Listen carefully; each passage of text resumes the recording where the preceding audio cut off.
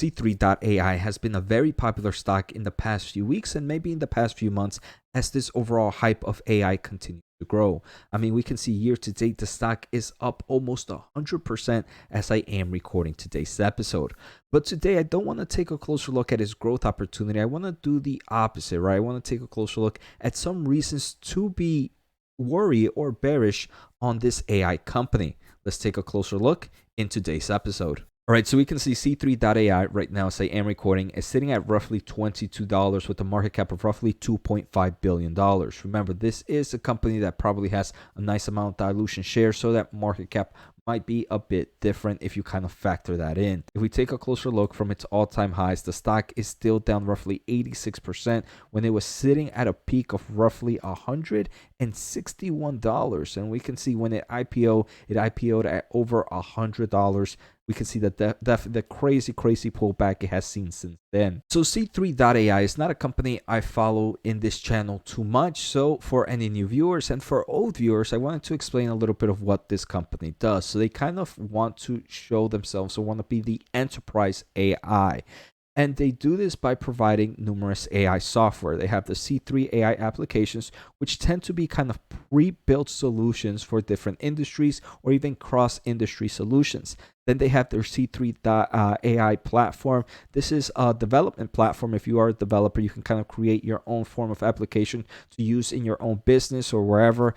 Next, we have C3 Generative AI Product Suite. This was recently announced, and this is kind of integrating generative AI to their solution platforms using kind of natural language models as well, like we're seeing with ChatGPT and some of these other generative AI. Next, they have C3 AI Ex Machina, and this is a no-code AI for citizens and data scientists, right? One thing is a lot of this machine learning and artificial intelligence is usually backed by a lot of data analytics or data scientists, and sometimes those data scientists don't tend to have too much of a coding background, so I do believe that is a great product to have. If we look at the company's 10K report, which they reported, their annual report, which was on June of 2022, so about 2 quarters behind, they do break down some of their software solutions. Here we can see, for example, the C3 AI platform that I was talking about, the C3 AI application, the C3 AI Ex Machina. They don't really have the generative AI because that is a new solution which they kind of integrated with their CRM and maybe their data vision and kind of put it within that generative AI suite. We can also see, like I mentioned, they also have kind of cross-industry applications. For example, some of the most known are the C3 AI inventory optimization, where they use kind of artificial intelligence, machine learnings, and other kind of mathematical approaches to help optimize raw materials, in process, and finished goods inventory levels while ensuring stock availability when and where needed. Very similar process is used for things like supply network risk, customer churn management, predictive maintenance, fraud detection. So we can see the type of AI solutions this company has for cross-industry applications.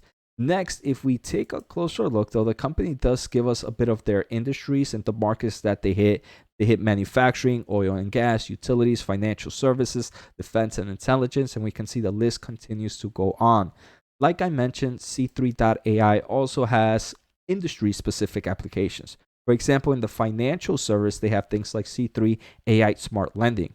They have C3 AI Securities Lending Optimization. I wonder if some of the bankings might have used some of these solutions. Who knows? Maybe this past week might have not happened.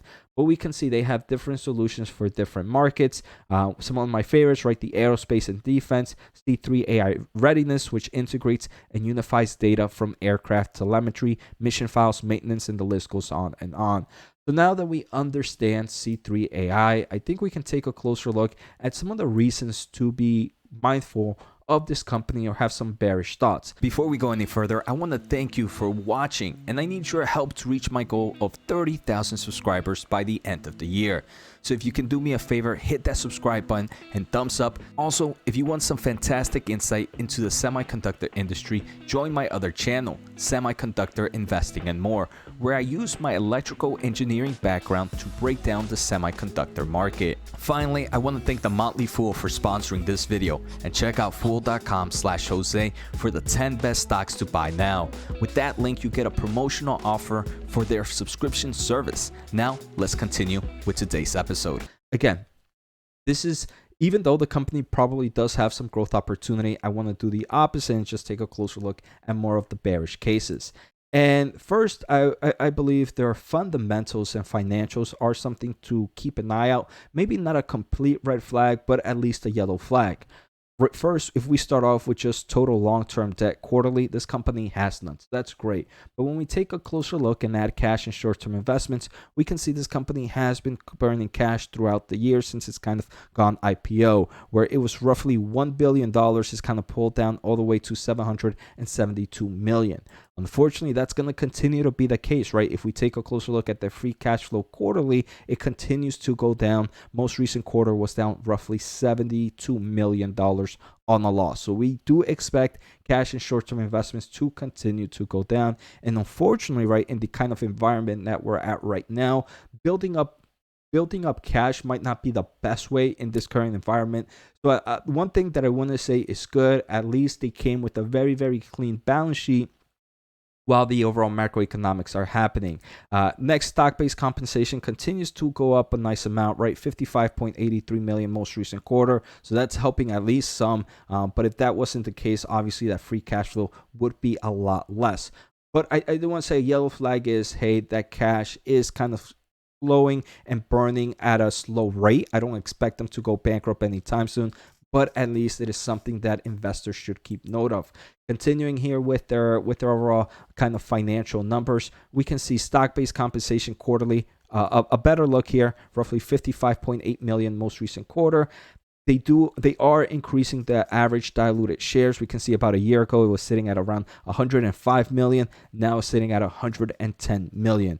I personally do own companies that do have some crazy diluted shares outstanding, and it continues to grow. So I don't want to say that's necessarily a reason to sell or a reason to be bearish, but it is a reason to understand that there is risk with the stock. I do believe the final thing I have here is the company right now, revenue quarterly year-over-year growth. It went from a year ago growing at over 30% to now seeing a decline of 4.4%. So in my opinion, reason number one to kind of be somewhat bearish in this stock is some of the financials, that they're nowhere near perfect, especially with that revenue decline. And we also saw that cash burn decline as well. So the second reason to be kind of bearish or worried with C3.ai is one that I think is pretty interesting. It's the one I enjoy the most. And this is the company is changing their business model. Where previously they were a subscription-based model company, they're moving to a consumption-based pricing. I want to say I think that's very, very important to do, especially with things like artificial intelligence and generative AI, where it's more consumption-based. It's very similar to clouding companies like AWS, like maybe Snowflake, where consumption-based is probably the best model. So they are shifting from subscription-based to consumption-based. And the company did kind of share a chart with us that, hey, during this process, and I want to say this kind of started late last year and is transforming already, so we're still probably in phase one of this. Consumption revenue model is going to be a major headwind for the company for at least, they say, a year and a half, maybe even 2 years. Eventually, it's going to pay out and is going to be a huge growth driver for the company past those 2 years. So unfortunately, it does seem the company might see a bit of a weakness, at least for the first 5, 6 to 7 quarters as they transition to this consumption-based market. I personally believe it's the right move. I wish, though, this company, they would have started with this business model earlier. And while they changed the business model, I do believe it creates a lot of risk, right? Even though I do believe, like I mentioned, the model transformation is the right move, the transition itself can add risk to the company, and that's something to kind of keep in mind of. So I want to say that is risk number 2. We can see C3.ai has been talking about this consumption-based model since mid of 2022, and we're kind of still in early innings here. Now, if we take a closer look at recent number 3, I want to say they recently launched generative AI product suites. And we are in this trendy day of generative AI. The real question is, I don't want to say C3.ai is somewhat maybe of a leader in the space, at least in the enterprise world, right? Generative AI, maybe they're not the revolutionary player, but implementing those solutions into enterprise market, now that is where C3.ai may be a little bit more of a market share runner or a disruptor to some case. So they do have that kind of power. The real question is, where does this market lead, right? How is this market going to grow from here?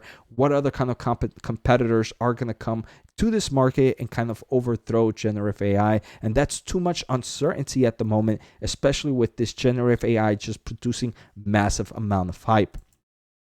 Within that, though, I also want to say another point within here. So 3.5 is, if we take a closer look at this company's diversity, total bookings at the moment, 72% is roughly made up of the oil and gas business.